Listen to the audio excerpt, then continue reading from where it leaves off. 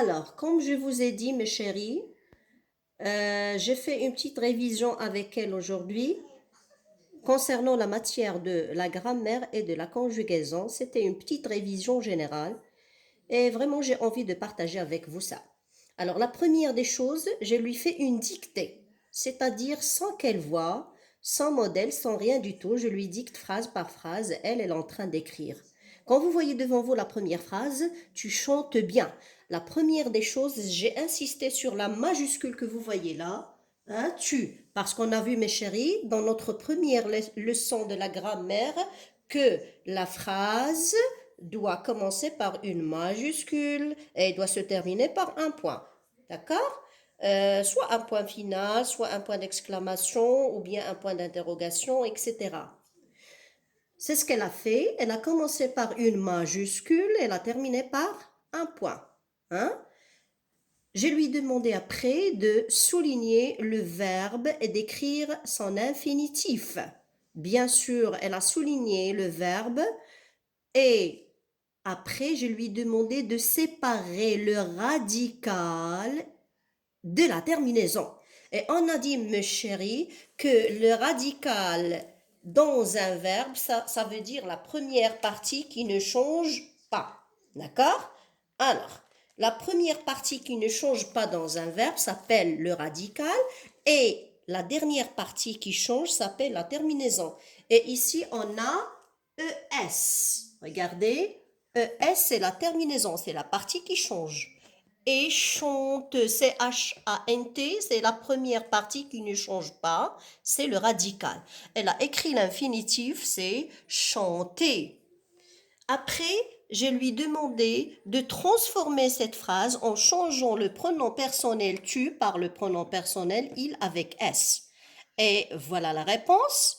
Il, ici c'est le pluriel, un nom, le pluriel d'un groupe masculin. Il avec S, il chante bien. Bien sûr, la terminaison change. Ici, c'est ENT. On a vu, mes chéris, les verbes du premier groupe.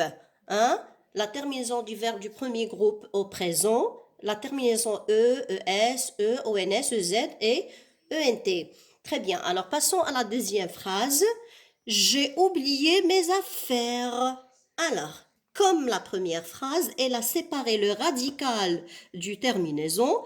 Comme je vous ai dit, le radical, c'est la première partie qui ne change pas et la terminaison, c'est la deuxième partie qui change.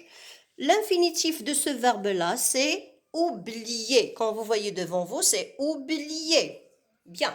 Alors, après, on a transformé le pronom personnel J avec nous. Alors ici, c'est l'auxiliaire avoir. Nous avons oublié nos affaires. Et toujours le point final, n'oubliez pas. Hein? Et on a dit, mes chéris, c'est quoi un verbe? Juste un petit rappel. C'est quoi un verbe? Alors, le verbe indique ce que l'on fait. D'accord? Ce que l'on fait. Alors ici, tu chantes bien. Et ici, j'ai oublié mes affaires. Alors, qui est-ce qui a oublié ses affaires? C'est moi. Bien. Et le verbe aussi indique ce que l'on est. D'accord? Par exemple, Lina est brune. Hein? C'est clair? Je recommence ici. Alors, revenons à notre troisième phrase. Les élèves jouent dans la cour de l'école. Qui est-ce qui joue dans la cour de l'école? Ce sont les élèves. Bien, alors le sujet ici, les élèves. Le verbe, c'est joue. Alors, E-N-T, c'est le présent. Bien sûr, l'infinitif, elle a fait ici jouer. Alors, c'est tout à fait juste. Bien, alors on a transformé les élèves hein, par tu. Alors là, regardez ce qu'elle a écrit. Tu joues. Et il a écrit la terminaison ES à la place de ENT. Pourquoi? Parce que ici, c'est pas le pluriel. Alors, on a dit que les verbes du premier groupe se terminent par E, ES, E, ONS, EZ et ENT. Alors, tu joues dans la cour de l'école. Bien. Quatrième phrase, vous rangerez les livres. Alors là, on a changé, mes chéris, on a changé le temps, ce n'est plus le présent. On a vu l'année dernière plusieurs temps, on a vu le passé, le présent et le futur. Et on a dit que le verbe se conjugue, le verbe il se varie avec le temps. D'accord, passé, le présent ou bien le futur. Et le verbe aussi varie avec le sujet. C'est clair? Ici, qui est-ce qui range les livres? C'est vous. Et si on veut transformer vous avec je, on va dire je rangerai les livres. Et quand vous voyez devant vous, elle a séparé le radical de la terminaison et elle a écrit aussi l'infinitif du verbe ranger. Et bien sûr, pour finir cette petite révision, on a dit que pour nommer le verbe, on utilise son infinitif. Ici, l'infinitif du chante, c'est chanter. L'infinitif du oublie, c'est oublier. L'infinitif du verbe, laisse-moi voir, le verbe avoir. Nous avons oublié nos affaires. Non, ici.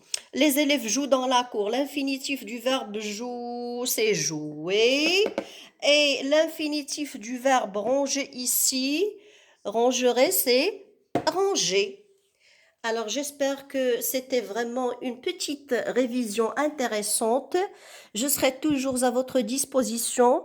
N'hésitez pas, s'il vous plaît, quoi que ce soit. Si vous avez aimé ce qu'on a fait aujourd'hui, on peut le faire encore dans une autre séance concernant toujours les mêmes matières ou bien d'autres matières, pourquoi pas.